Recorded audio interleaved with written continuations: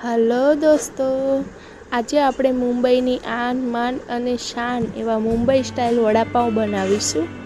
મારી આ રેસીપી તમને પસંદ આવે તો વિડીયોને લાઈક અને શેર કરજો અને મારી ચેનલને સબસ્ક્રાઈબ કરજો. અને વડાપાઉંની સાથે સાથે આપણે લાલ સૂકી ચટણી પણ બનાવીશું. સૌપ્રથમ આપણે વડાનો મસાલો બનાવીશું. અડધો કિલો બટેટા સામે આપણે 7 તીખા મરચાં, 10-11 કળી લસણની અને 1 ઇંચ આદુનો કટકો લીધો છે. હવે આપણે તેની પેસ્ટ કરી લઈશું. આદુ અને મરચાંની સાથે લસણ એડ કરવાથી વડાનો સ્વાદ ખૂબ જ સરસ આવે છે, તેથી આપણે લસણ એડ કર્યું છે. હવે આપણે બટેટાના મસાલાનો વઘાર કરી લઈશું. એની માટે એક તપેલીમાં તેલ લઈશું. 1 ચમચા જેટલું તેલ લેવાનું છે. તેલ ગરમ થઈ જાય એટલે આપણે તેમાં 1 ચમચી રાઈ જીરું એડ કરીશું. રાઈ જીરાને બરાબર કડકડવા દઈશું. હવે આપણે તેમાં અડધી ચમચી હિંગ એડ કરીશું. લીમડો નાખીશું અને આદુ મરચાં અને લસણની પેસ્ટ એડ કરીને બરાબર હલાવી લઈશું. હવે આપણે મરચાંના વઘારને બટેટામાં એડ કરી દઈશું. હવે કોથમરી એડ કરીશું. સ્વાદ અનુસાર મીઠું એડ કરીશું. અને હવે આપણે બધો મિશ્રણ બરાબર મિક્સ કરી લઈશું અને આપણે બટેટાનો માવો રેડી થઈ જશે. થોડીક જ સામગ્રીમાં આ રીતના બટેટાના વડા ખૂબ જ ટેસ્ટી બને છે. હવે આપણે મીડિયમ સાઇઝના ગોળ ગોળ લુવા વાળી લઈશું.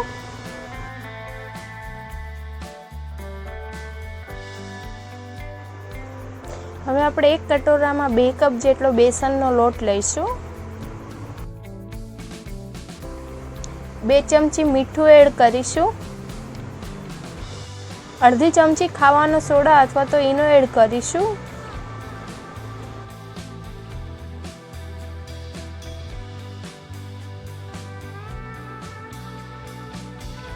થોડું થોડું પાણી એડ કરતા જઈશું અને આવી રીતના લોટમાં મિક્સ કરતા જઈશું.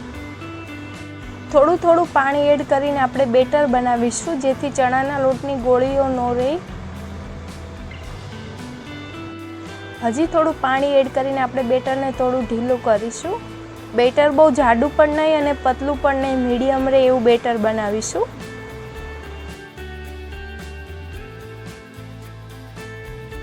બેટરમાં આપણે સોડા એડ કર્યો છે, તેથી બેટરને આપણે એક જ દિશામાં હલાવીશું. તો આપણું ચણાના લોટનું બેટર રેડી છે. હવે આપણે લાલ સૂકી ચટણી બનાવીશું. એના માટે આપણે ગરમ તેલમાં આવી રીતના જારામાં 10-12 લસણની કળી તળી લઈશું. લસણની કળી લાઇટ બ્રાઉન થાય ત્યાં સુધી તળી લઈશું. તેલ બરાબર નિતારી આપણે જે ચણાનું બેટર બનાવ્યું છે તેનાથી જ આપણે હવે થોડી બૂંદી પાડી લઈશું. આવી રીતના જાળીવાળી ચાળણી અથવા તો જારાની મદદથી આપણે ગુંદી પાડીશું.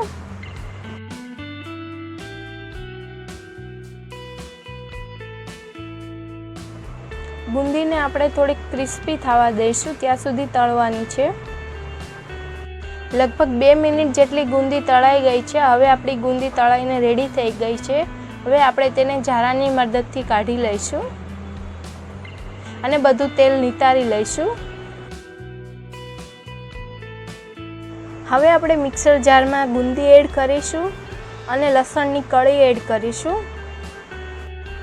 ચોથા ભાગના કપ જેટલી ગુંદી લઈશું અને એની સામે આપણે 10-12 લસણની કળી એડ કરીશું અને 3 ચમચી લાલ મરચું એડ કરીશું. આ બધી વસ્તુને આપણે હવે મિક્સરમાં ક્રશ કરી લઈશું.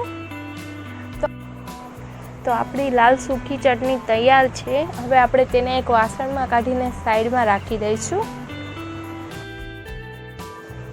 બટેટાના મસાલાના આપણે જે લુવા તૈયાર કર્યા હતા એ આપણે ચણાના બેટરમાં એડ કરીશું અને હવે આપણે તેને મિક્સ કરીને ગરમ તેલમાં તળી લઈશું.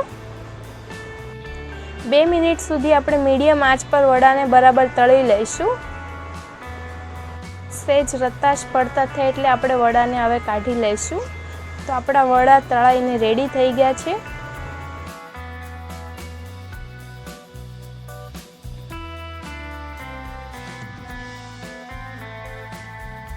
તો હવે આપણા ગરમ ગરમ વડા તૈયાર છે. આપણે તેને પાવ અને લાલ ચટણી સાથે સર્વ કરીશું.